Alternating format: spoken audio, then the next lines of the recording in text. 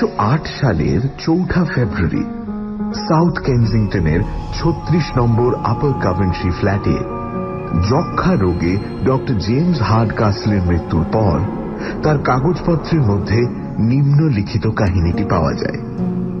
যারা হার্ডকাসলকে ঘনিষ্ঠভাবে চিনতেন তারা এই কাহিনী সম্পর্কে কোনো মন্তব্য না করলেও অন্তত এটুকু এক বাক্যে স্বীকার করেন যে হার্ডকাসল একজন সুস্থ মস্তিষ্কের বৈজ্ঞানিক বুদ্ধিসম্পন্ন লোক ছিলেন।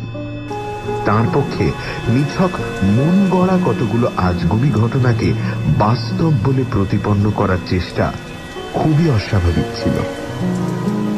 লেখাটা পাওয়া যায় একটা খামের মধ্যে। তার শিরোনামায় বলা হয়েছে, গত চৈত্র মাসে উত্তর পশ্চিম ডার্বিশায়ারে অ্যালার্টনদের ফার্মের নিকটবর্তী স্থানের একটি ঘটনার সংক্ষিপ্ত বিবরণ। বন্ধ খামের পেছনে ছিল পেন্সিলে লেখা এই চিঠি। প্রিয় সিটন, শুনে আঘাত পাবে কিনা জানি না। আমার কাহিনী তুমি অবিশ্বাস করার ফলে আমি সে বিষয়ে আজ পর্যন্ত আর কারুর কাছে কোনো উল্লেখ করিনি। হয়তোবা আমার মৃত্যুর পর শেষ পর্যন্ত কোনো অপরিচিত ব্যক্তি এই কাহিনীর উপযুক্ত মর্যাদা দেবে, যে মর্যাদা থেকে আমার বন্ধু আমায় বঞ্চিত করেছিল। এই সিটন ব্যক্তিটি যে কে সেটা অনুসন্ধান করেও জানা যায়নি। ইতিমধ্যে মৃত ব্যক্তি যে অ্যালার্টনদের ফার্মে সত্যি গিয়েছিলেন এবং তার থাকাকালীন যে ভয়াবহ ঘটনা সেখানে ঘটেছিল এবং সেই ঘটনার যে আনুমানিক কারণ তিনি তার লেখায় ব্যক্ত করেছেন সে সবই সত্য বলে প্রমাণিত হয়েছে। এই সামান্য ভূমিকাটুকু দিয়ে ডায়েরির আকারে বর্ণিত হার্ডকাসলের বিচিত্র কাহিনীটি অবিকলভাবে নিচে উদ্ধৃত করা হল। 17 এপ্রিল। এই জায়গাটির জলবায়ুর গুণ এর মধ্যেই বেশ অনুভব করছি। অ্যালার্টনদের ফার্মের উচ্চতা 1420 ফুট।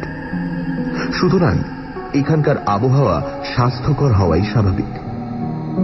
সকালে সেই কাশির ভাবটা ছাড়া অন্য কোনো অস্বস্তি নেই, আর টাটকা দুধ ও মাংস খাওয়ার ফলে ওজন বৃদ্ধির সম্ভাবনাও সুস্পষ্ট। স্যান্ডারসন আমার অবস্থা শুনলে খুশিই হবে। অ্যালার্টনের 2 বোন দুজনেই বেশ মজার ও অমায়িক প্রকৃতির মহিলা। দুজনেই অবিবাহিতা, ফলে স্বামী ও সন্তানের অভাবে দুজনেরই স্নেহের শেষ কণাটুকু বর্ষিত হচ্ছে এই রুগ্ন ব্যক্তিটির ওপর। অবিবাহিতা মহিলারা সংসারে অপ্রয়োজনীয় এই ধরনের একটা বিশ্বাস প্রচলিত আছে বলে জানি, কিন্তু আমি ভাবি এদের অভাবে আমাদের মতো অকৃতদার অপ্রয়োজনীয় পুরুষদের দশাই বা কি হতো। স্যান্ডারসন যে কেন আমায় এখানে আসতে বলেছিল তার কারণটা 2 বোনের কথাবার্তায় প্রকাশ পেয়ে গেছে। আসলে আজ অধ্যাপকের আসনে প্রতিষ্ঠিত হলেও স্যান্ডারসনের জীবনে শুরু হয়েছিল এই গ্রাম্য পরিবেশেই। হয়তো ছেলেবেলায় সে এই খামারেরই আশেপাশে কাকচড়ুই দাঁড়িয়ে বেড়াত। অসমতল উপত্যকার মাঝখানে অবস্থিত এই গ্রামটি ভারী নির্জন, নিস্তব্ধ। এই পথঘাটগুলি ছবির মতো সুন্দর। দুপাশে খাড়াই উঠে গেছে লাইমস্টোনের পাহাড়। এই পাহাড়ের পাথর এতই নরম যে হাতের চাপে আলগা হয়ে খসে আসে। এখানকার জমির ভেতরটা মনে হলো ফাঁপা। একটা অতিকায় হাতুড়ি দিয়ে যদি এই জমির ওপর ঘা দেওয়া যায় তাহলে বোধহয় তা থেকে গুরুগম্ভীর জয় ঢাকের মতো শব্দ বেরোবে। তেমন জোরে ঘা দিলে হয়তোবা জমি ধসে গিয়ে ভূগর্ভস্থিত কোনো বিশাল সমুদ্রের সন্ধান মিলবে। এসব পাহাড়ের ভেতরে জলাশয়ের অস্তিত্ব মোটেই অসম্ভব নয়, কারণ বাইরে থেকে পরিষ্কার দেখা যায় অজস্র জলধারা পাহাড়ের গা বেয়ে নেমে নানান ফাটলের মধ্যে দিয়ে আবার পাহাড়েরই ভেতরে গিয়ে ঢুকছে। এমন বড় বড় ফাটলও কিছু রয়েছে যার মধ্যে দিয়ে কিছু দূর অগ্রসর হলে মনে হয় যেন আঁকা বাঁকা সুড়ঙ্গ পথ দিয়ে তারা সোজা একেবারে পৃথিবীর অন্তঃস্থলে গিয়ে পৌঁছেছে।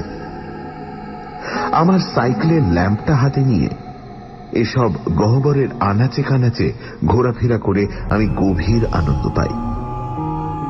গহ্বরের ছাতে আলো ফেলে দেখা যায় স্যালেকটাইটের কালোর ফাঁকে ফাঁকে রূপলির ঝলমলানি। আলো নেভালে দুর্ভেদ্য অন্ধকার, জ্বালালে আরব্যোপন্যাসের মায়াপুরীর বর্ণচ্ছটা। এইসব ফাটলের মধ্যে একটির বিশেষত্ব হল এই যে সেটা মানুষের কীর্তি, প্রকৃতির নয়। ব্লু জনের কথা আমি এখানে আসার আগে শুনিনি।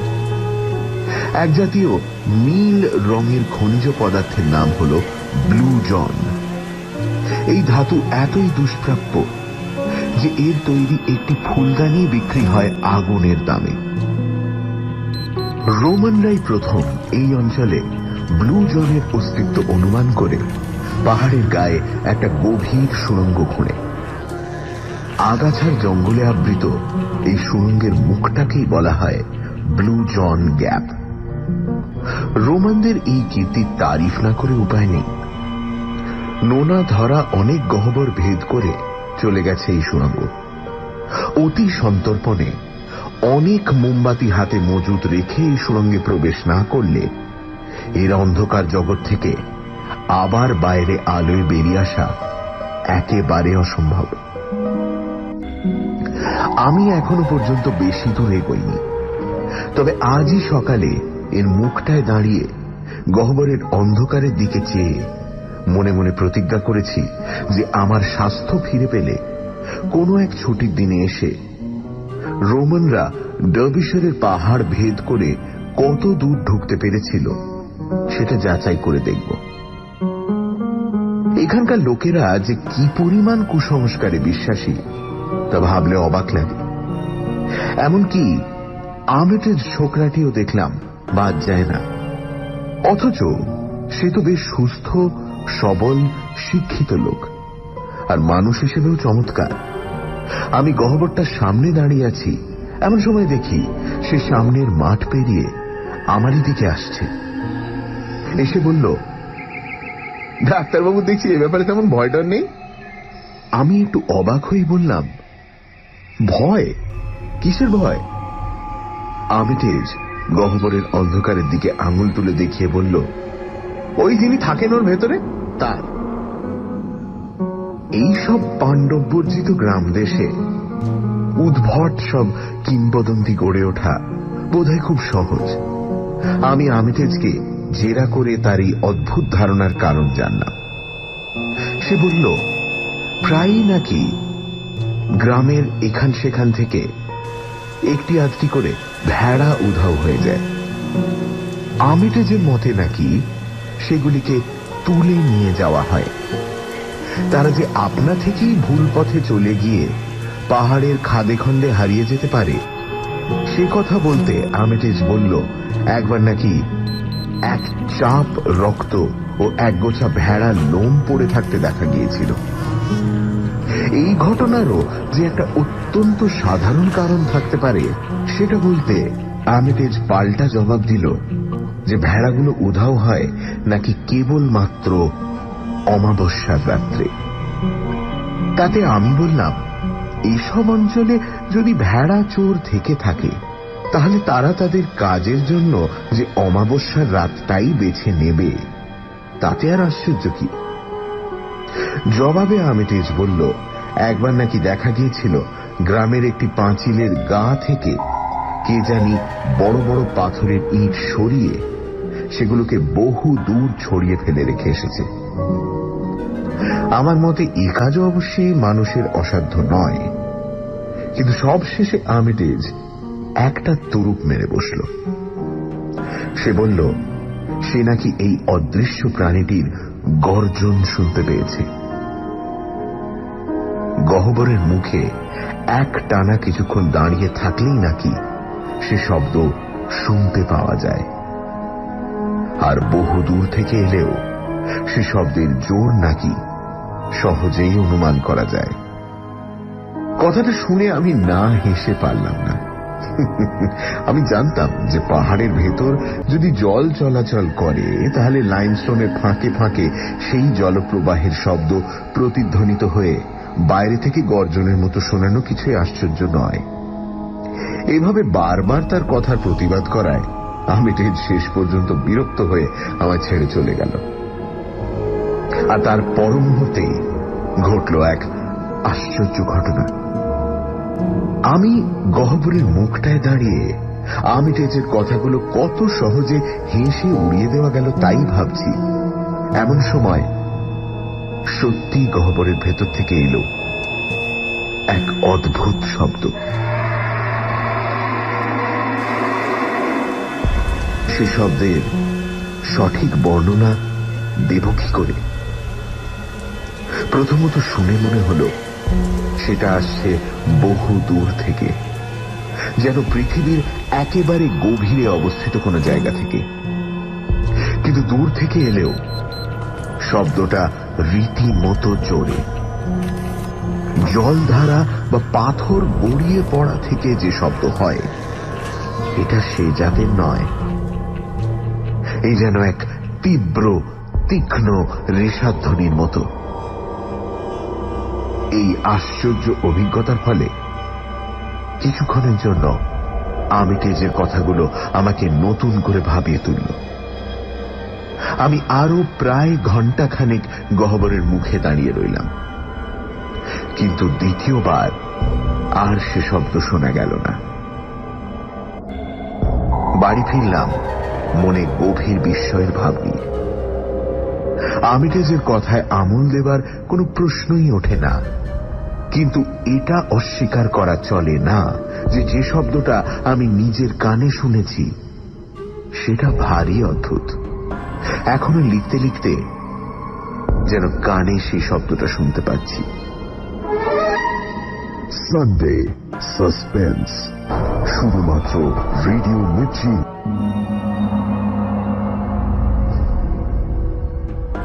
20 এপ্রিল। গত 3 দিনে আমি বার কয়েক ব্লু জন গ্যাপের দিকে গিয়েছি। এমনকি সুড়ঙ্গের ভেতরেও কিছু দূর অগ্রসর হয়েছি, কিন্তু আমার ল্যাম্পের আলো যথেষ্ট জোরালো না হয় বেশি দূর যেতে সাহস পাইনি। এবারে আরো 8 ঘাট বেঁধে যেতে হবে। শব্দটা আর দ্বিতীয়বার শোনার সৌভাগ্য হয়নি। একবার মনে হয়েছে যে প্রথমবারের শোনাটা হয়তো আমার আর্মিটেজের সঙ্গে কথাবার্তার ফলে আমার কল্পনা প্রসূত। সমস্ত ব্যাপারটাই যে আজগুবি সেই বিষয়ে কোনো সন্দেহ নেই। যদিও এটা না বলে পাচ্ছি না যে গ্যাপের মুখে ঝোপঝাড়ের অবস্থা দেখে এক এক সময় মনে হয়েছে যে কোনো অতিকায় জীব হয়তো তার মধ্যে দিয়ে পথ করে নিয়ে যাতায়াত করছে। মোট কথা, আমার মনে একটা তীব্র কৌতূহল জেগে উঠেছে। অ্যালার্টনদের আমি এখনো কিছু বলিনি, ওরাও কুসংস্কার থেকে মুক্ত নন, কিন্তু আমি নিজে আরো অনুসন্ধান করব, আর তার জন্য কিছু মোমবাতিও কিনে রেখেছি। আজ সকালে গ্যাপের কাছাকাছি ঝোপের আশেপাশে কিছু ভেড়া লোম পড়ে থাকতে দেখলাম। একটা লোমের গোছায় দেখি রক্ত লেগে রয়েছে। বেশ বুঝতে পারি যে পাথুরে জায়গায় চড়ে বেড়ালে ভেড়াগুলো আপনা থেকেই জখম হতে পারে, কিন্তু তাও হঠাৎ ওই লালের ছোপ চোখে পড়াতে কেমন জানি চমকে উঠলাম। রোমানদের কারুকার্যে শোভিত গহ্বরের ওই প্রবেশদ্বার মনের মধ্যে একটা অজানা আতঙ্কের সঞ্চার করল। গহ্বরের অন্ধকারের ভেতর থেকে যেন আদ্যিকালের একটা ভ্যাপসা গন্ধ আসছে। সত্যি কি কোনো নাম না জানা প্রাণী ওই অন্ধকারের মধ্যে বাস করে? সুস্থ অবস্থায় হয়তো এসব চিন্তা মাথায় আসতো না। অসুখে মানুষের স্নায়ু দুর্বল হয়ে পড়ে, আর তাই তার মনে নানান অসম্ভব কল্পনা দানা বাঁধতে পারে। এই সব ভীতিজনক চিন্তা আমার সংকল্পকে শিথিল করে দিয়েছিল। ভেবেছিলাম গহ্বরের রহস্য রহস্যই থাক, এই নিয়ে আর মাথা ঘামাবো না। কিন্তু আজ রাত্রে আবার নতুন করে উৎসাহ জেগে উঠেছে, আর মনেও অনেকটা জোর পাচ্ছি। আশা করি কাল এ ব্যাপারে আরো কিছু দূর অগ্রসর হতে পারব। 22শে এপ্রিল। আমি যথাসাধ্য পুঙ্খানুপুঙ্খভাবে কালকের অদ্ভুত অভিজ্ঞতাটা বর্ণনা করার চেষ্টা করছি। কাল যখন আমি ব্লু জন গ্যাপের উদ্দেশ্যে রওনা দিই তখন বিকেল। বলতে দ্বিধা নেই, সেখানে পৌঁছে গহ্বরের দুর্ভেদ্য অন্ধকারের দিকে চাইতেই আবার যেন সেই আশঙ্কার ভাবটা আমার মনে জেগে উঠল। মনে হলো একা না এসে একজন সঙ্গী আনা বোধহয় বুদ্ধিমানের কাজ হতো। যাই হোক, শেষ পর্যন্ত মনে সাহস ফিরিয়ে এনে মোমবাতি জেলে কাঁটা ঝোপের জঙ্গল ভেদ করে গহ্বরের ভেতর ঢুকলাম। আলগা পাথরে ঢাকা জমির উপর দিয়ে প্রায় 50 ফুট নামার পর একটা রাস্তা পেলাম, যেটা একেবারে পাহাড় ভেদ করে সোজা সামনের দিকে চলে গেছে। যদিও আমি জিওলজিস্ট নই, তবু এইটুকু বুঝতে পারলাম যে এই পাথর লাইমস্টোনের চেয়ে অনেক বেশি শক্ত জাতের কোনো পাথর, কারণ এর গায়ে প্রাচীন শাবলের দাগ রয়েছে। দেখলে মনে হয় যেন এই সবে মাত্র খোঁড়া হয়েছে। আমি কোনো মতে হোঁচট খেতে খেতে এই প্রাচীন পাথরের সুড়ঙ্গের মধ্যে দিয়ে এগিয়ে চললাম। আমার হাতের মোমবাতি আমাকে ঘিরে একটা ক্ষুদ্র আলোর গণ্ডি রচনা করেছে। তার ফলে সামনের অন্ধকারটা যেন আরো দুর্ভেদ্য ও ভয়াবহ রূপ ধারণ করেছে। অবশেষে সুড়ঙ্গের শেষ মাথায় পৌঁছে দেখি সেটা গিয়ে পড়েছে একটা বিশাল নোনা ধরা পাথরের গহ্বরে, যার ছাদ দিয়ে ঝুলে আছে চুন ঢাকা অসংখ্য লম্বা লম্বা আইসিকল। আবছা আলোয় আরো লক্ষ্য করলাম যে গহ্বরের দেওয়াল ভেদ করে চারিদিক দিয়ে আরো অনেকগুলো জলে ক্ষয়ে যাওয়া রাস্তা এঁকে বেঁকে কোথায় যেন গিয়েছে। আমি দাঁড়িয়ে দাঁড়িয়ে আরো এগোবো না ফিরে যাব তাই ভাবছি। এমন সময় আমার পায়ের কাছে একটা জিনিস প্রবলভাবে আমার দৃষ্টি আকর্ষণ করল। গহ্বরের মেঝের অধিকাংশটাই হয় পাথর, না হয় চুনের আবরণে ঢাকা, কিন্তু একটা জায়গায় বেশ খানিকটা অংশ জুড়ে ছাদ থেকে জল চুইয়ে পড়ে কাদা হয়ে আছে। সেই কাদার ঠিক মাঝখানে দেখলাম একটা প্রকাণ্ড ছাপ, অস্পষ্ট অথচ গভীর। ওপর থেকে পাথরের চাই পড়ে যেমন হয়, অনেকটা সেই রকম, কিন্তু কাছাকাছির মধ্যে কোনো আলগা পাথর বা এমন কিছুই লক্ষ্য করলাম না যাকে ওই ছাপের জন্য দায়ী করা চলে। অথচ কোনো পরিচিত জন্তুর পায়ের এত বড় ছাপ পড়া সম্ভব নয়। আর জন্তুই যদি হয় তাহলে মাত্র একটা পায়ের ছাপ কেন? যতখানি জায়গা জুড়ে কাদা হয়েছে, কোনো চেনা জন্তু অন্তত আর একটা ছাপ না ফেলে অতখানি জায়গা পেরোতে পারে না। যাই হোক, আমি ওই আশ্চর্য ছাপটা পরীক্ষা করে উঠে দাঁড়িয়ে চারিদিকে অন্ধকারের দিকে চেয়ে বুঝতে পারলাম আমার বুকের ভেতরে একটা দুরু দুরু কাঁপুনি শুরু হয়েছে, আর তার সঙ্গে আমার হাতের মোমবাতিটাও কিছুতেই স্থির রাখতে পারছি না। অবশেষে নিজের মনকে বোঝালাম যে অত বড় ছাপ যখন কোনো পরিচিত জানোয়ারের হতে পারে না, এমনকি হাতিরও না। তখন এই ধরনের অমূলক কল্পনাকে প্রশ্রয় দেওয়া মানে আমার কাজের ব্যাঘাত ঘটানো ছাড়া আর কিছুই নয়। আরো এগোনোর আগে আমি একবার যে সুড়ঙ্গটা দিয়ে গহ্বরে এসে পৌঁছেছি তার মুখের চেহারাটা ভালো করে দেখে চিনে রাখলাম। এই কাজটা খুবই দরকারি, কারণ এটা ছাড়া আরো অনেকগুলো রাস্তা গহ্বরের থেকে বেরিয়েছে। কোথায় ফিরতে হবে সেটা জেনে নিয়ে অবশিষ্ট মোমবাতি ও দেশলাইয়ের কাঠিগুলো একবার পরীক্ষা করে আমি অসমতল পাথরের উপর দিয়ে গহ্বরের ভেতর এগিয়ে চললাম। রওনা হবার কয়েক মুহূর্তের মধ্যেই আচমকা এক চরম বিপদের সামনে পড়তে হলো। আমার সামনে দিয়ে বয়ে চলেছিল প্রায় 20 ফুট চওড়া একটি নালা। সেটাতে পা না ভিজিয়ে টপকে পার হওয়া যায় কোনখান দিয়ে সেটা দেখবার জন্য আমি জলের ধার দিয়ে হেঁটে চলেছি। এমন সময় নালার ওপর একটা পাথরের ঢিপি চোখে পড়ল। আন্দাজে মনে হলো এক লাফে সেই ঢিপিটার ওপর পৌঁছানো যায়, কিন্তু পাথরের তলার দিকটা জলে ক্ষয়ে যাওয়ার ফলে সেটার উপর লাফ দিয়ে পড়তেই সেটা কাত হয়ে আমায় ফেলে দিল একেবারে বরফের মতো ঠান্ডা নালার জলে। মোমবাতিটা নিভে গেল সঙ্গে সঙ্গেই, আর আমি ঘুটঘুটে অন্ধকারে জলের মধ্যে পড়ে অসহায়ভাবে এইদিক ওদিক হাতড়াতে লাগলাম।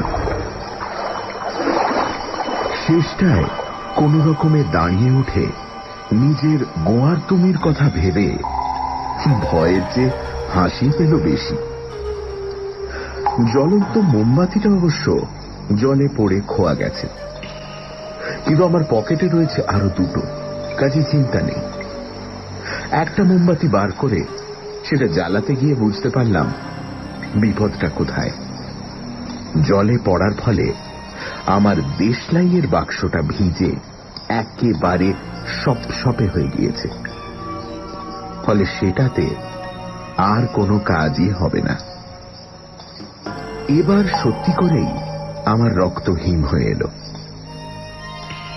অন্ধকারের নমুনাটাও এবার বেশ বুঝতে পারলাম।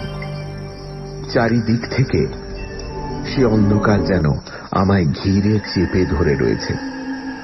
হাত দিয়ে যেন সে অন্ধকারের ঘনত্ব অনুভব করা যায়।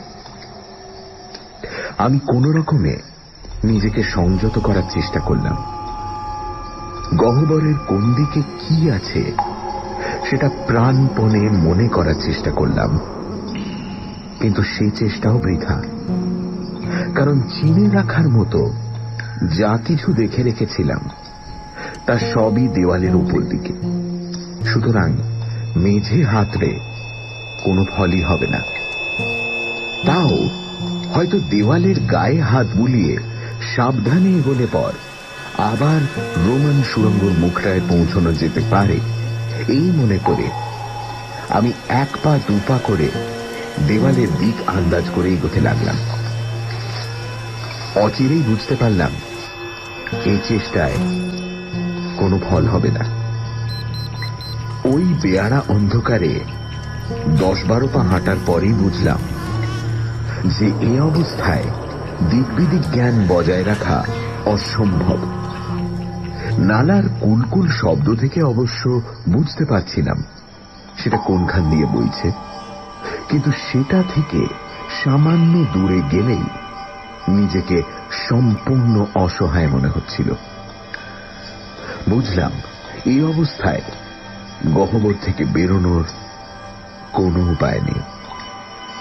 আমি আবার সেই পাথরটার উপর বসে আমার শোচনীয় অবস্থা সম্বন্ধে ভাবতে আরম্ভ করলাম। আমি যে ব্লুজন গহ্বর অভিযানের উদ্দেশ্যে বেরিয়েছিলাম সে কথা আমি কাউকে বলিনি, সুতরাং আমি হারিয়ে গেলেও আমাকে খুঁজতে কোনো সার্চ পার্টি যে এদিকে আসবে এমন কোনো আশা নেই। একমাত্র নিজের উপস্থিত বুদ্ধি ছাড়া আমার আর কোনো অবলম্বন নেই। মুক্তির উপায় যেটা রয়েছে সেটা হলো কোনো এক পন্থা বার করে দেশলাইগুলোকে শুকিয়ে নেওয়া।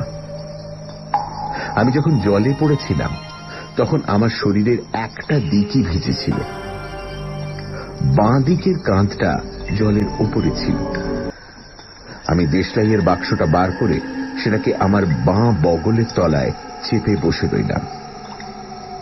শরীরের উত্তাপ সেটাকে শুকোনোর কাজে নিশ্চয়ই কিছুটা সাহায্য করবে, তবে কমপক্ষে ঘন্টা খানেকের আগে মোমবাতি জ্বালানোর কোনো সম্ভাবনা নেই, এবং এই ঘন্টা খানেক চুপচাপ বসে থাকা ছাড়া আর কোনো গতি নেই। আসবার সময় কিছু বিস্কুট পকেটে পুরে এনেছিলাম, তারই একটা মুখে পুরে চিবোতে লাগলাম। বিস্কুটের শুকনো ভাবটা কাটানোর জন্য যে নালায় আমার পতন হয়েছিল তারই খানিকটা জল আঁজলা করে তুলে মুখে ঢেলে দিলাম। খাওয়া শেষ হলে পর নিজের শরীরটাকে ঢিপির উপর একটু এদিক ওদিক নেড়ে ঠেস দেওয়ার একটা জায়গা বার করে পা ছড়িয়ে চিত হয়ে শুয়ে পড়লাম। গহ্বরের স্যাঁতস্যাঁতে ঠান্ডাটা বেশ তীব্রভাবেই অনুভব করছিলাম, কিন্তু মনকে বোঝালাম যে আধুনিক চিকিৎসকদের মতে আমার যে রোগ তাতে জানলা খুলে শোয়া এবং শীত গ্রীষ্ম নির্বিশেষে প্রাকৃতিক পরিবেশে বিচরণ, এই দুটোর কোনোটাই নিষিদ্ধ নয়। ক্রমে গহ্বরের দুর্ভেদ্য অন্ধকার ও নালার একঘেয়ে কুলকুলানি আমাকে তন্দ্রাচ্ছন্ন করে ফেলল। কতক্ষণ এইভাবে ছিলাম জানি না, ঘণ্টাখানেক কিংবা হয়তো তারও কিছু বেশি হবে। এমন সময় হঠাৎ আমাকে সম্পূর্ণ সজাগ হয়ে ঢিপির উপর সোজা হয়ে উঠে বসতে হলো। আমার কানে একটা শব্দ এসেছে, সেটা নালার শব্দের চেয়ে একেবারে আলাদা। শব্দটা এখন আর নেই, কিন্তু তার প্রতিধ্বনি এখনো আমার কানে বাজছে। এটা কি মানুষের পায়ের শব্দ? আমাকে খুঁজতে এসেছে নাকি কোনো দল? কিন্তু তাই যদি হয় তাহলে তো তারা আমার নাম ধরে ডাকবে। যা শুনছি তা তো মানুষের গলার শব্দ নয়। আমি দুরুদুরু বক্ষে দম প্রায় বন্ধ করে বসে রইলাম। ওই যে আবার সেই শব্দ, ওই আবার। এবার আর থামা নেই, এক টানা শব্দ আসছে, কোন জানোয়ারের পদক্ষেপের শব্দ। তুম তুম তুম তুম। কি বিশাল এই পদধ্বনি! জানোয়ারটি যে আয়তনে বিরাট তাতে কোনো সন্দেহ নেই, কিন্তু মনে হয় পায়ের তেলোগুলো নরম হওয়ার ফলে শব্দটা খানিকটা চাপা। এই অন্ধকারেও সেই পদক্ষেপে বিন্দু মাত্র ইতস্তত ভাব নেই, আর এতেও কোনো সন্দেহ নেই যে সেটা আমার দিকেই আসছে। পায়ের আওয়াজ শুনতে শুনতে আমার গায়ের রক্ত হিম হয়ে এলো। কোন অজ্ঞাত প্রাণী অন্ধকারের বাধা অগ্রাহ্য করে এগিয়ে আসছে। আমি পাথরের উপর শটান শুয়ে পড়ে নিজেকে যথাসম্ভব অদৃশ্য করে ফেলার চেষ্টা করলাম।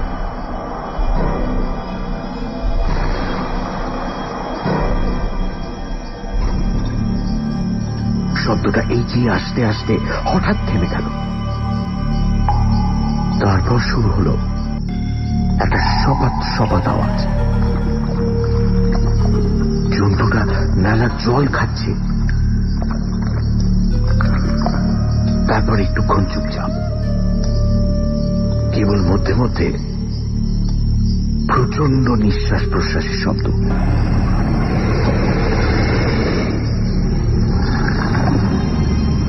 ও নাক টেনে গন্ধ শোকার শব্দ।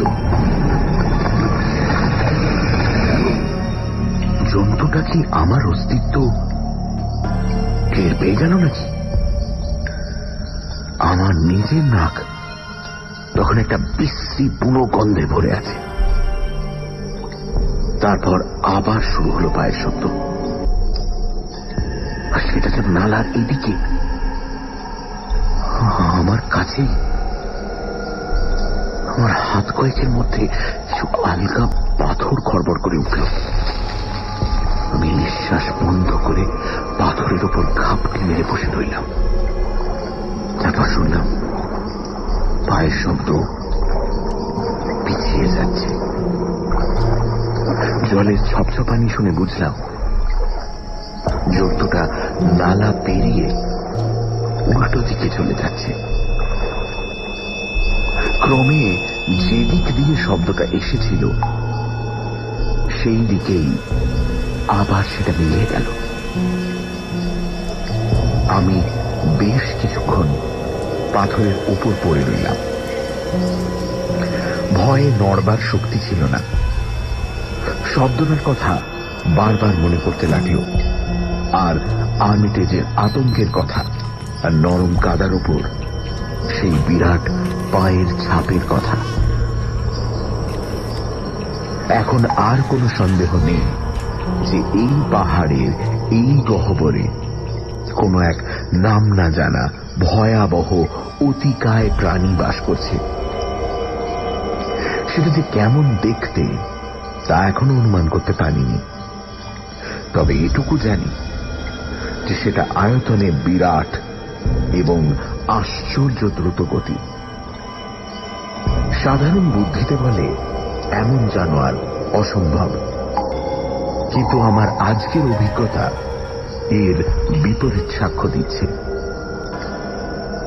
এই দুইয়ের দ্বন্দ্ব আমার মনকে অস্থির করে তুলল। অবশেষে মনকে বোঝালাম যে আমি নিশ্চয়ই স্বপ্ন দেখেছি। আমার রুগ্ন অবস্থায় আমার মনে এক কাল্পনিক বিভীষিকার সৃষ্টি করেছে। কিন্তু এবার যে ঘটনাটা ঘটল তাতে আমার মনে আর সন্দেহের কোনো কারণই রইল না। আমার দেশলাই এতক্ষণে শুকিয়েছে মনে করে আমি বগল থেকে সেটা বার করে একটা কাঠি নিয়ে পরীক্ষা করে দেখলাম।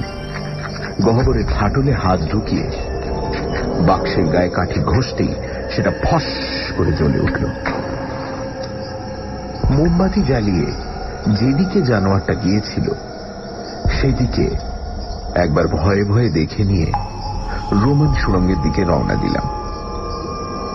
যাবার পথে জমির নরম অংশটাতে চোখ পড়তেই দেখলাম আগের ছাপের মতো আরো 3টে টাটকা ছাপ সেখানে পড়েছে, সেই রকমই গভীর আর সেই রকমই বিরাট।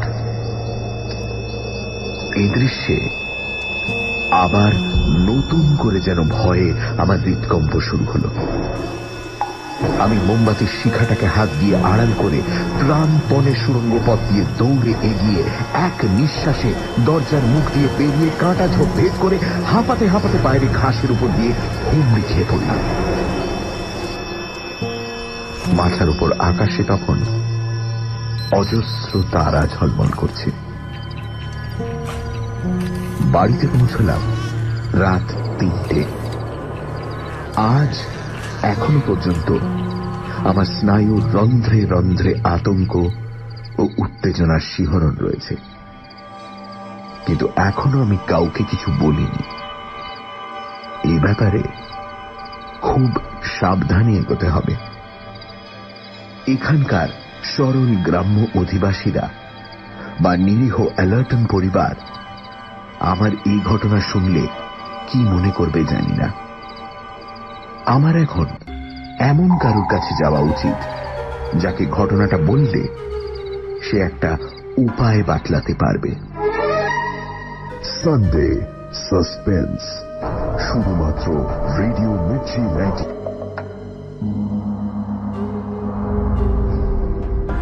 25শে এপ্রিল গহ্বরের অভিজ্ঞতার পর দুদিন আমি শয্যাশায়ী ছিলাম। গত কদিনের মধ্যে আমার এমন আরেকটা অভিজ্ঞতা হয়েছে যাতে অন্যটার চেয়ে কিছু কম ধাক্কা খাইনি। আগেই বলেছি, আমি এমন একজনের অনুসন্ধান করছিলাম যে আমাকে কিছুটা পরামর্শ দিতে পারবে। এখান থেকে কয়েক মাইল দূরে মার্ক জনসন বলে এক ডাক্তার থাকেন। প্রফেসর স্যান্ডারসন এই ডাক্তারটির সঙ্গে পরিচয় করিয়ে একটি চিঠি আমাকে দিয়ে দিয়েছিলেন। আমি একটু সুস্থ হয়ে ভদ্রলোকের সঙ্গে দেখা করে তাঁকে ঘটনাটা খুলে বললাম। তিনি মনোযোগ সহকারে সবকিছু শোনার পর আমার স্নায়বিক প্রতিক্রিয়া ও আমার চোখের মনি খুব ভালো করে পরীক্ষা করে দেখলেন। দেখা শেষ হলে পর তিনি কোনো আলোচনার দিকে না গিয়ে সোজাসুজি বললেন যে আমার ব্যাপারটা সম্পূর্ণ তার আওতার বাইরে। তবে কাসলটনে মিস্টার পিকটন বলে এক ভদ্রলোক থাকেন, তার সঙ্গে দেখা করে আমার ঘটনাটা তাকে আদ্যোপান্ত জানানো দরকার। তিনি নাকি একমাত্র ব্যক্তি যিনি আমাকে এই ব্যাপারে সাহায্য করতে পারেন। অগত্যা স্টেশন থেকে 10 মাইল দূরে একটা ছোট্ট শহরে গিয়ে হাজির হতে হলো। শহরের এক প্রান্তে একটা সম্ভ্রান্ত অট্টালিকার সামনে গেটের গায়ে পেতলের ফলকে পিকটনের নাম দেখে বুঝলাম তিনি এখানকার একজন গণ্যমান্য ব্যক্তি।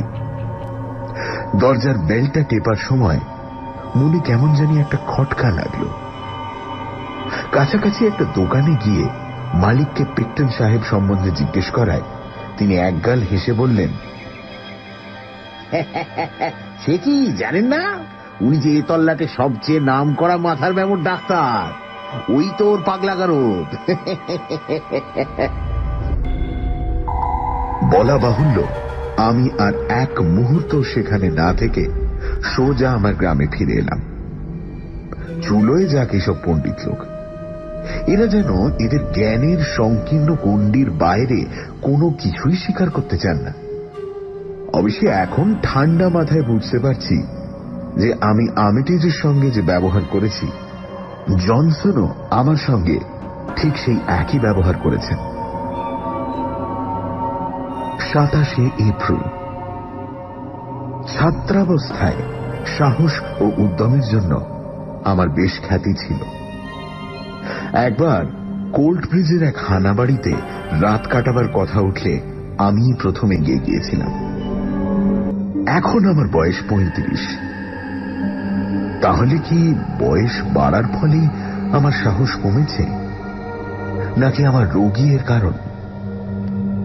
গহ্বর ও তার অধিবাসীর কথা ভাবলে এখনো আমার মনে আতঙ্ক উপস্থিত হয়। এই অবস্থায় কি করা যায়, এই প্রশ্ন প্রতি মুহূর্তেই আমাকে ভাবিয়ে তুলছে।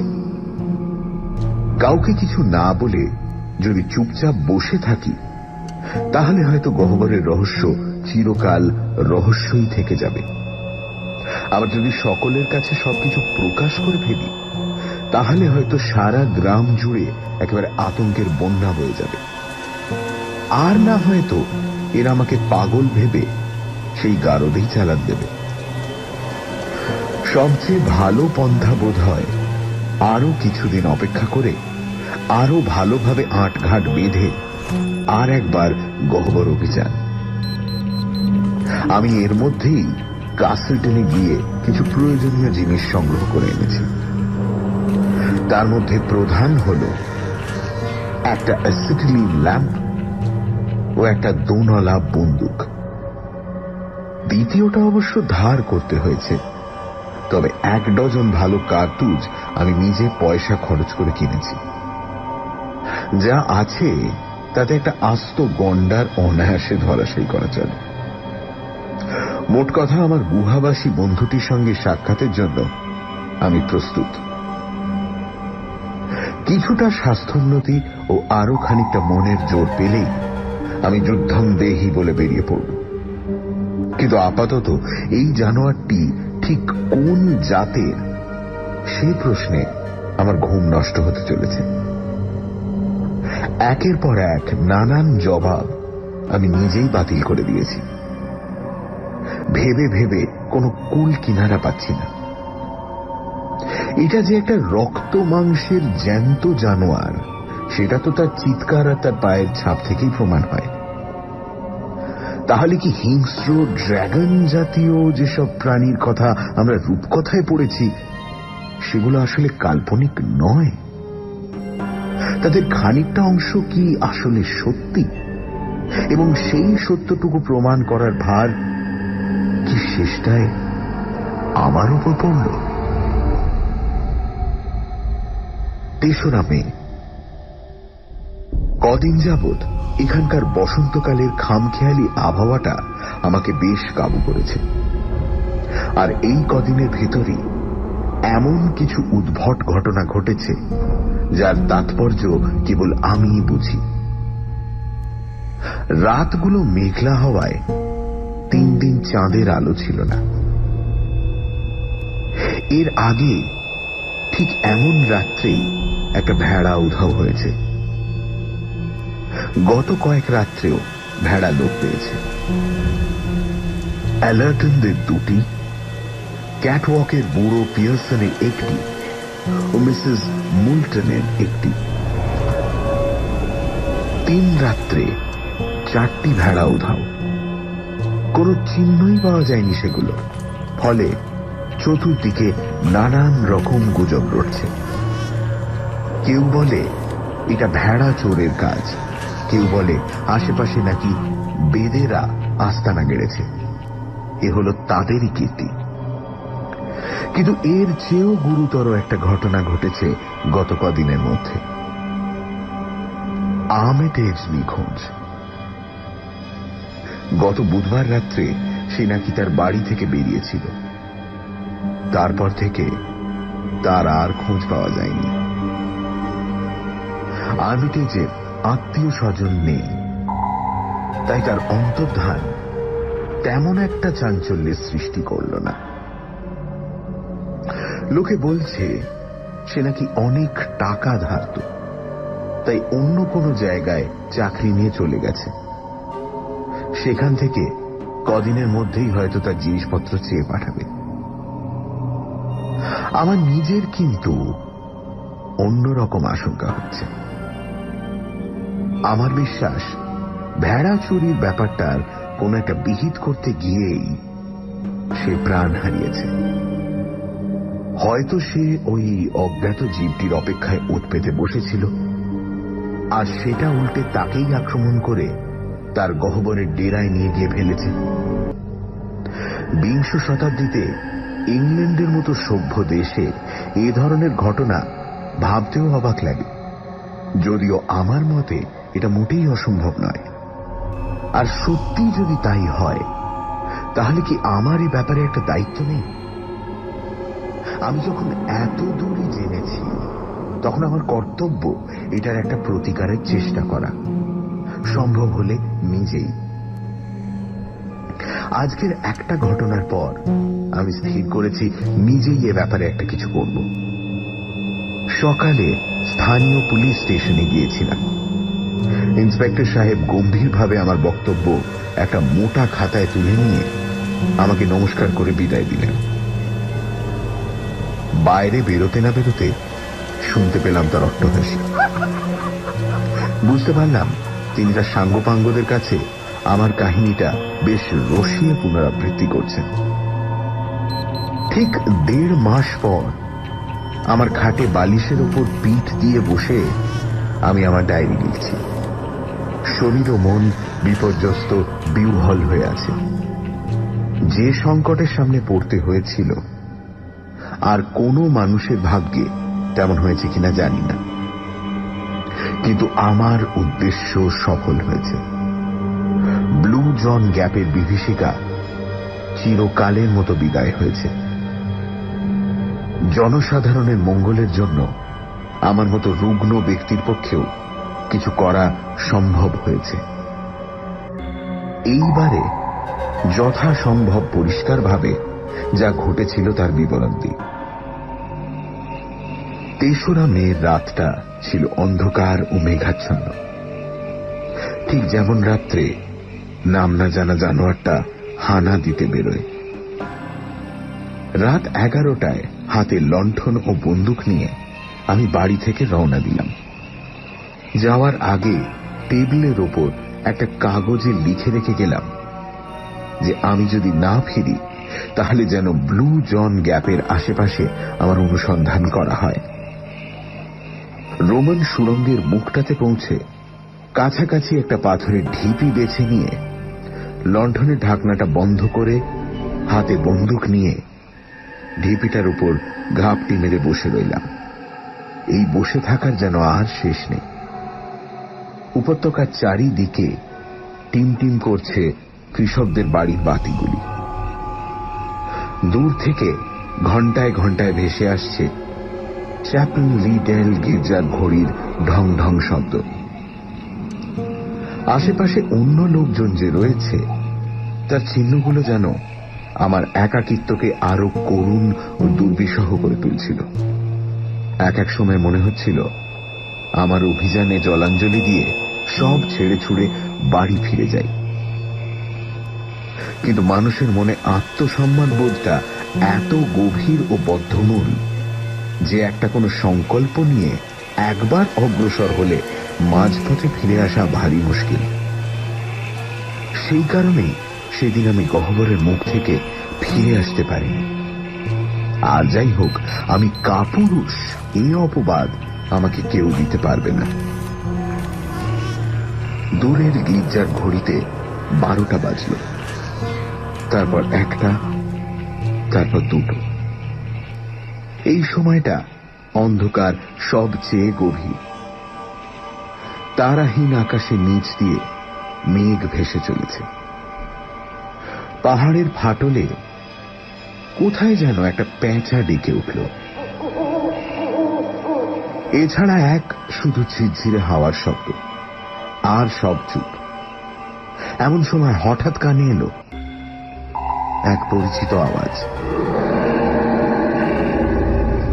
আর তার সঙ্গে পায়ের ধাক্কায় পাথর গড়িয়ে যাওয়ার শব্দ। ক্রমে এদিকে আসছে শব্দটা, কাছে, আরো কাছে। এবার সুরঙ্গের মুখের ঝোপঝাড় খচমচ করে উঠল।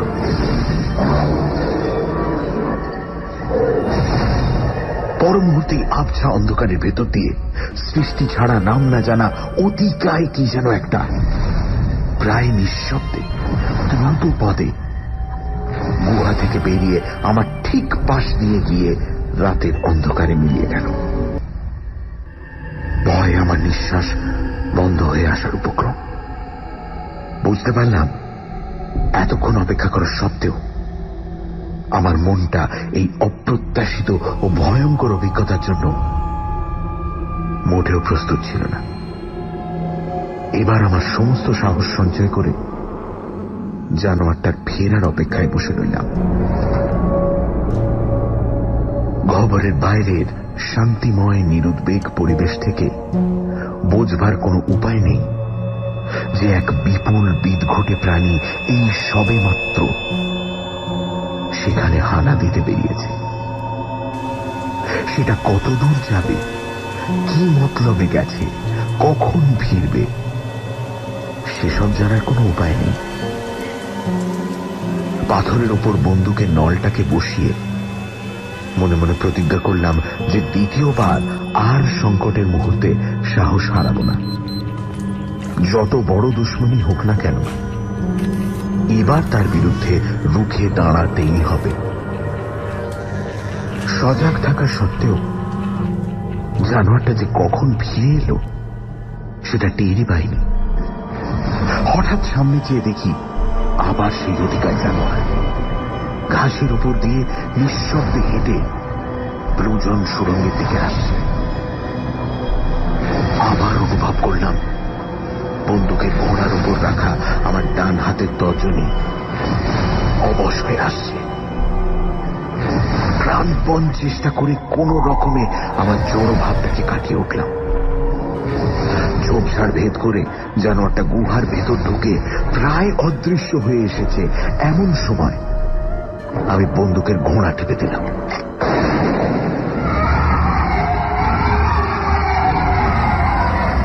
বারুদের ঝলসানিতে মুহূর্তের জন্য দেখতে পেলাম একটা প্রকাণ্ড লোমশ ছাই রঙের জানোয়ার নিচের দিকের রংটা ফিকে হয়ে এসেছে। বেঁটে বেঁটে বাঁকানো পায়ের উপর তার আলিশান শরীরটাকে এগিয়ে নিয়ে চলেছে। এক ঝলকের দেখা, আর তারপরেই শুনলাম খড়বড় শব্দ। আলগা পাথরের উপর দিয়ে নেমে জানোয়ারটা চলেছে তার গর্তের দিকে। আমার মাথায় হঠাৎ খুন চাপল। ভয় ডর সব দূর করে দিয়ে এক লাফে পাথরের উপর থেকে নেমে বন্দুক ও লণ্ঠন হাতে সুড়ঙ্গের ভিতর দিয়ে ছুটে চললাম জানোয়ারটার উদ্দেশ্যে। আমার লণ্ঠনের উজ্জ্বল রশ্মি সামনের অন্ধকার ভেদ করে চলেছে। এসেই 2 সপ্তাহ আগের টিমটিমে মোমবাতির আলো নয়। কিছুটা পথ দৌড়ানোর পরই জানোয়ারটাকে দেখতে পেলাম। সুড়ঙ্গের এপাশ ওপাশ জুড়ে থপথপিয়ে এগিয়ে চলেছে। তার পায়ের লম্বা ও রুক্ষ লোম চলার সঙ্গে সঙ্গে দুলছে। লোম দেখে যদিও ভেড়ার কথা মনে হয়, আয়তনে জানোয়ারটা সবচেয়ে বড় হাতির চেয়েও বেশ খানিকটা বড়, আর যত লম্বা ততই যেন চওড়া। পাহাড়ের সুড়ঙ্গের ভেতর দিয়ে এই বিরাট বিভৎস জানোয়ারের পেছনে ধাওয়া করার সাহস আমি কোথা থেকে পেলাম জানি না। আদিম শিকারের নেশা যখন মানুষকে পেয়ে বসে, আর সেই শিকার যদি চোখের সামনে পালায়, তাহলে মানুষ যেন দিক বিদিক জ্ঞান শূন্য হয়ে তার পেছনে ছোটে। দোনলা বন্দুক হাতে তাই আমি ছুটে চলেছি এই দানবের পেছনে। জানোয়ারটা যে রীতিমতো দ্রুত গতি, সেটা আমি আগে লক্ষ্য করেছিলাম। এবার বুঝলাম যে তার আরেকটি মারাত্মক গুণ আছে, সেটা হলো শয়তানি বুদ্ধি। হাবভাব দেখে মনে হয়েছিল সে বুঝি প্রাণের ভয়ে পালাচ্ছে। সে যে আবার উল্টো মুখে ঘুরে রুখে দাঁড়াতে পারে, সেটা আমি স্বপ্নেও ভাবিনি। আগেই বলেছি, সুড়ঙ্গটা গিয়ে পড়েছে একটা বিরাট গহ্বরে। কিছুক্ষণ দৌড়বার পর সেই গহ্বরটাতে পৌঁছতে হঠাৎ জানোয়ারটা থমকে থেমে আমার দিকে ফিরে দাঁড়ালো। লণ্ঠনের সাদা আলোতে তার যা চেহারা দেখলাম, তা আমি জীবনে ভুলতে পারব না। ভাল্লুকের মতো হিংস্র ভঙ্গিতে সামনের 2 পা শূন্যে তুলে দাঁড়িয়ে আছে পর্বত প্রমাণ জানোয়ারটা। আয়তনে ভাল্লুকের 10 গুণ। উঁচানো 2 পায়ের থাবায় লম্বা তীক্ষ্ণ বাঁকানো নখ, বিভৎস বিকৃত হাঁ করা লাল মুখে ধারালো দাঁতের সারি। ভাল্লুকের সঙ্গে পার্থক্য কেবল একটা ব্যাপার, যে ব্যাপারে এটার সঙ্গে পৃথিবীর আর কোনো জানোয়ারের কোনো মিল নেই। সেটা হলো জানোয়ারটার ঠিকরে বেরিয়ে আসা দৃষ্টিহীন, মনিহীন, জ্বলন্ত বলের মতো 2 চোখ। কি দেখলাম সেটা ভালো করে বোঝার আগেই জানোয়ারটা থাবা উঁচিয়ে আমার উপর ঝাঁপিয়ে পড়ল। এরপরে আমার হাত থেকে লণ্ঠনটা ছিটকে পড়ে ভেঙে চুরমার হয়ে যাওয়া ছাড়া আমার আর কিছুই মনে নেই।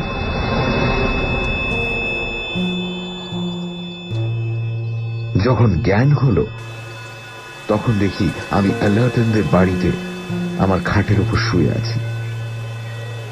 ব্লু জন গ্যাপের ঘটনাটার পর 2 দিন কেটে গেছে।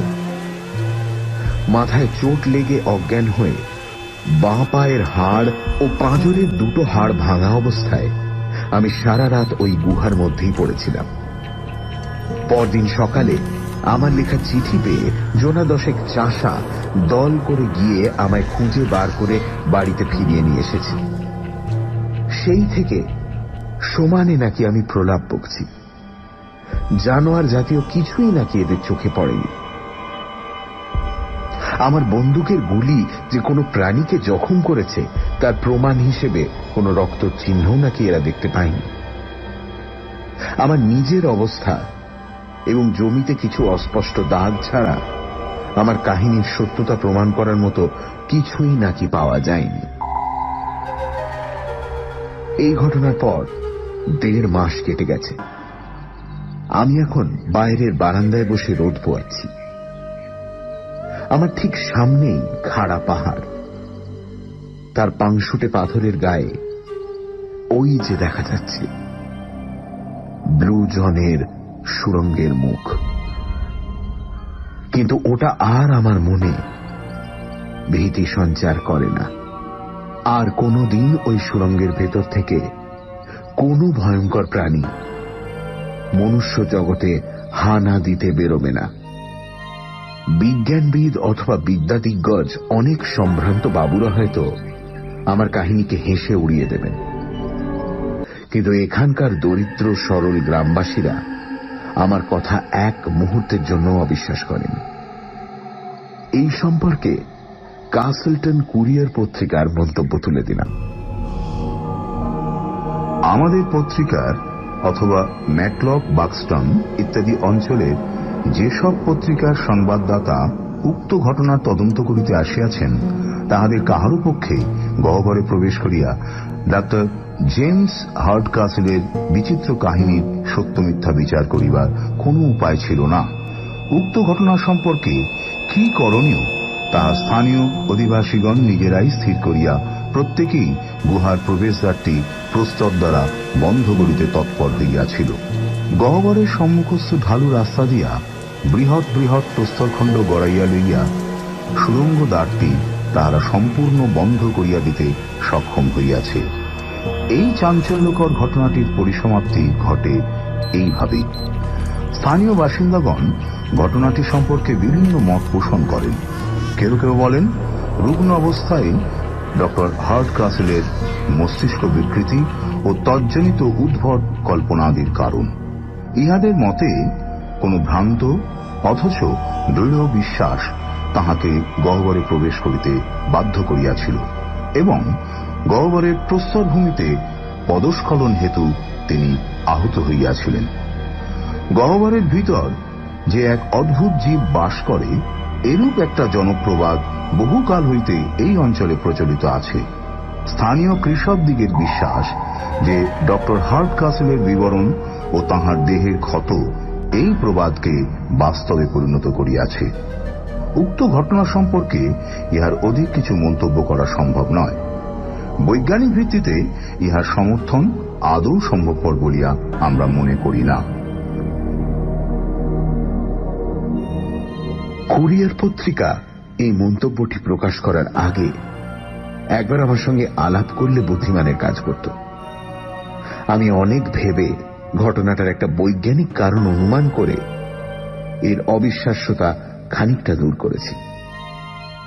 অন্তত আমার নিজের অভিজ্ঞতার একটা বৈজ্ঞানিক ভিত্তি হিসেবে আমি এখানে সেটা পেশ করছি। আমার মতে ইংল্যান্ডের এইসব অঞ্চলে ভূগর্ভে বিস্তীর্ণ জলাশয় আছে। পাহাড়ের ফাটল দিয়ে বাইরের জলস্রোত ভিতরে ঢুকেই এইসব জলাশয়ের সৃষ্টি করেছে। জলাশয় থাকলেই বাষ্পের উদ্ভব হবে এবং বাষ্প থেকে বৃষ্টি ও বৃষ্টি থেকে উদ্ভিদের জন্ম সম্ভব। পৃথিবীর আদি যুগে হয়তো এই ভূগর্ভ জগতের সঙ্গে বাইরের জগতের একটা যোগাযোগ ছিল এবং সেই অবস্থায় হয়তো বাইরের জগতের গাছপালার কিছু বীজ ও তার সঙ্গে কোনো কোনো প্রাগৈতিহাসিক প্রাণী এই ভূগর্ভ জগতে এসে পড়েছিল। এই সব প্রাণীদেরই একটির বংশধর হয়তো এই জানোয়ার, যাকে দেখে মনে হয় আদিম ভাল্লুকের এক বর্ধিত সংস্করণ। লক্ষ লক্ষ বছর ধরে হয়তো এই ভূগর্ভ জগৎ আমাদের পরিচিত জগতের পাশাপাশি একই সঙ্গে অবস্থান করেছে। রোমান সুড়ঙ্গটি খোঁড়ার সময় হয়তো এই ভূগর্ভ জগতের কোন প্রাণী বাইরের জগতের সন্ধান পায়। অন্ধকারবাসী অন্য সব প্রাণীর মতোই এও দৃষ্টিশক্তিহীন জীব, অথচ অন্য সব ইন্দ্রিয় এতই সজাগ যে চোখের অভাব পূরণ হয়ে যায়। না হলে সে ভেড়ার সন্ধান পায় কি করে? এরা যে কেবল অন্ধকার রাত্রে চলাফেরা করে তার কারণ বোধ হয় মনির অভাবে আলো সহ্য হয় না। আমার লণ্ঠনই হয়তো চরম সংকটের মুহূর্তে আমার প্রাণ রক্ষা করেছিল, অন্তত আমার তাই বিশ্বাস। এসব তথ্য আমি লিখে গেলাম আপনাদের বিবেচনার জন্য। একে সমর্থন করা সম্ভব কিনা তা আপনারা বিচার করে দেখবেন। যদি মনে হয় সবটাই অবিশ্বাস্য, তাহলেও আমার কিছু বলার নেই। মূল ঘটনা আপনাদের বিশ্বাস অবিশ্বাসের অনেক ঊর্ধ্বে। আর আমার ব্যক্তিগত মতামতের প্রশ্ন যদি তোলেন, তাহলে বলবো যে তারও আর বিশেষ কোনো মূল্য নেই, কারণ আমার কাজ ফুরিয়ে এলো।